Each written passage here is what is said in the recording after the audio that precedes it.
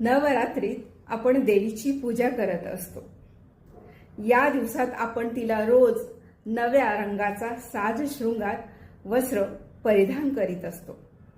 हेच नव्या रंगाचं वस्त्र परिधान करत असताना आपण तिच्याशी एकरूप होत असतो आणि देवीने ज्या कलरचं वस्त्र परिधान केलं आहे त्याच रंगाचं वस्त्र आपणही परिधान करावं अशी आपली एक निर्मळ इच्छा असते। कारण देवीच्या अंगात या वस्त्राने जे तत्व निर्माण झालं आहे तेच तत्व आपल्याला आपल्याही अंगी थोडं का होईना आणता यावं हीच त्यामागची प्रेरणा असते। म्हणूनच आज आपण तिला जो रंग परिधान करतो तो आजचा गुलाबी रंग।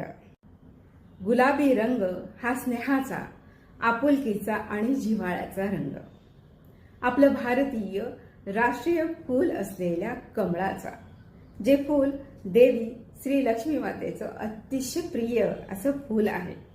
गुलाबी रंग म्हणजे प्रेमाचा रंग, म्हणूनच याला प्रेमाचं प्रतीकही मानलं जातं। गुलाबी रंग हा मैत्रीचा आणि स्त्रीत्वाचा, हा रंग म्हणजे सरलता, शीतलता आणि स्तब्धता। गुलाबी रंगाच्या सानिध्यात राहिल्यानंतर आपल्या मनाला शांती आणि सुकून या दोन्हींचाही लाभ होतो। म्हणूनच गुलाबी रंग आपण आज परिधान करतो। गुलाबी रंग काय किंवा इतर रंग आपण जे नवरात्रीत आपल्या अंगावर परिधान करतो ते फक्त रंग म्हणून आपण परिधान करू नये।